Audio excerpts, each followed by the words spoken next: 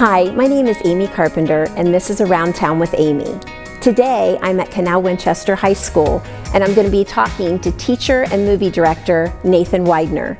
I'm also going to be talking to his students, as well as other cast members for their upcoming movie, A Story for Winter. That is up next on Around Town with Amy.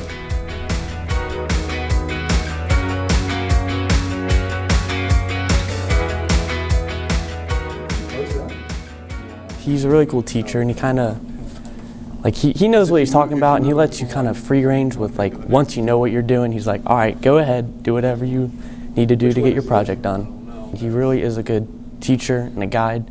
He really knows his craft well, and he can really help you learn that if that's something you're interested in. It was during one of these video production projects that Nathan met the main character for his movie, A Story for Winter. I did a screen test for this movie that he was doing, and I did the screen test actually right over there, and that was really the first time we actually talked and kind of worked together. I had seen Adam act before on stage, but there was a video that he had done in one of my other students' music videos, and he had performed in that, and he really stood out to me in that, and that's why I initially reached out to him. A lot of writers draw from their personal experiences. Nathan shared that writing A Story for Winter was cathartic for him because it helped him deal with the pain of a personal experience, and he wanted his movie to show the joy that can come from tragedy. Mia, she was special. She was my firstborn. She was born in 1998, and within a month's time, she was having seizures and was in the intensive care unit. And so we knew very early on that there was something very wrong, not typical, with her. And it took us a while to get an accurate diagnosis for what it was.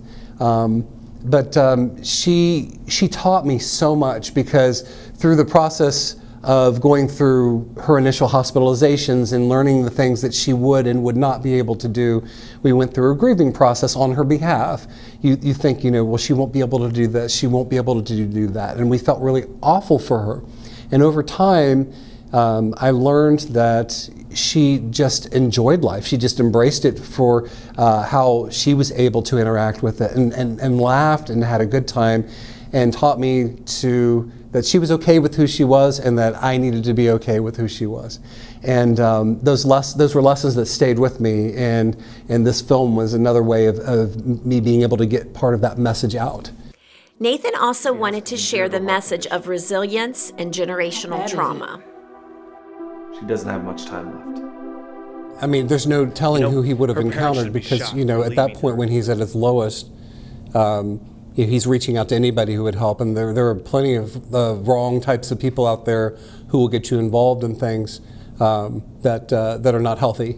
Her trauma became kind of the reason I ran away, the reason, my trauma. So it's kind of like a pinball effect.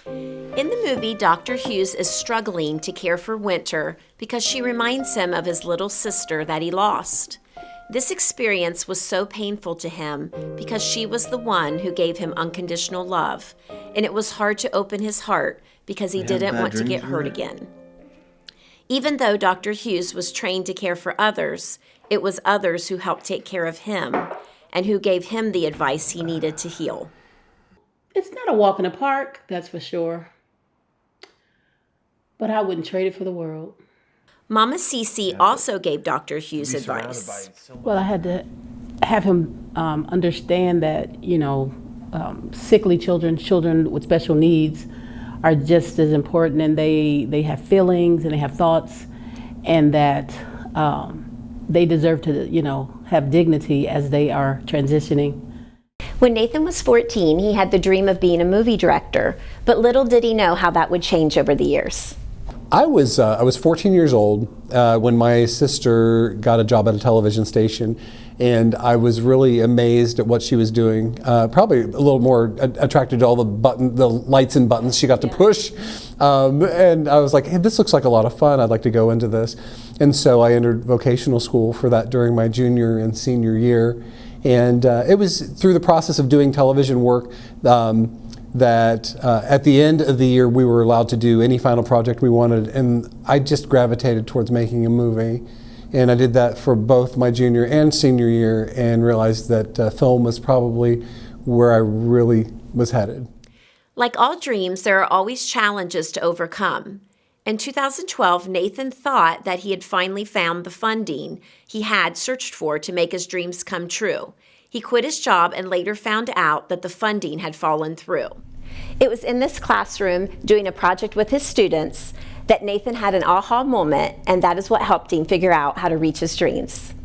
Every once in a while you get that one student that just amazes you and does something pretty incredible. And there was one in 2019, December of 2019, he turned in a music video and he had shot it on his iPhone. And I'd heard of how good these cameras were on the iPhones were before, but I'd never really attempted to do anything with mine.